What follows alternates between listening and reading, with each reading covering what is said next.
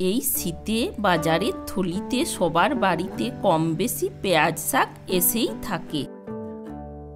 পেঁয়াজ শাক দিয়ে আমরা নানান রকম রেসিপি বানিয়ে থাকি, কিন্তু বাঙালিদের কাছে বিশেষ করে এই রেসিপিটা হচ্ছে সব থেকে প্রিয়। চলুন তাহলে রেসিপিটা দেখে নেওয়া যাক।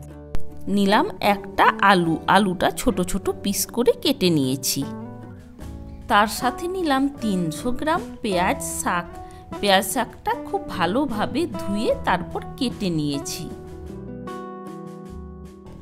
একটা প্যান বসিয়ে নিলাম। প্যানের মধ্যে দিয়ে দিলাম সামান্য সর্ষের তেল। তেলটা বেশ ভালোভাবে গরম হয়ে গেছে।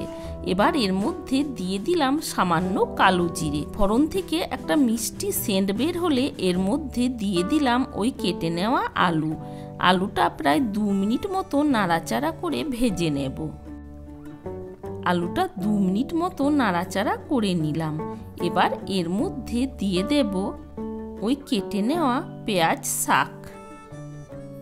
আপনারা পেঁয়াজ শাকের পরিবর্তে পেঁয়াজ কলিটা যদি ব্যবহার করেন তাও চলবে। পেঁয়াজ শাকটা এর মধ্যে দিয়ে দিলাম। এবার একটু নাড়াচাড়া করে নেব। পেঁয়াজ শাকটা দিয়ে বেশ কিছুক্ষণ নাড়াচাড়া করে নেওয়ার পর দিয়ে দিলাম পরিমাণ মতো লবণ। তার সাথে দিয়ে দিলাম খুব সামান্য একটু হলুদ। লবণ আর হলুদটা দিয়ে একটু নাড়াচাড়া করে নেব।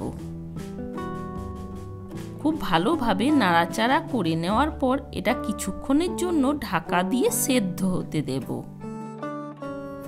আর এটা সেদ্ধ করার সময় আমি আর জলের ব্যবহার করব না, যেহেতু শাক থেকেই জল বের হবে, তাতেই আলুটা সেদ্ধ হয়ে যাবে। কিছুক্ষণের জন্য ঢাকা দিয়ে দিলাম। একটা মিক্সির জারের মধ্যে নিয়ে নিলাম 1/2 কাপ পোস্ত, আর তার সাথে নিলাম 2 পিস কাঁচা লঙ্কা। জল দিয়ে এটার একটা পেস্ট বানিয়ে 4 মিনিট পর ঢাকাটা খুলে নিলাম।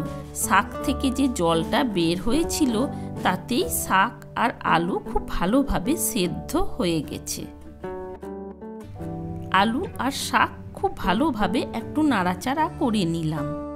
এবার এর মধ্যে দিয়ে দিলাম 2 পিস কাঁচা লঙ্কা।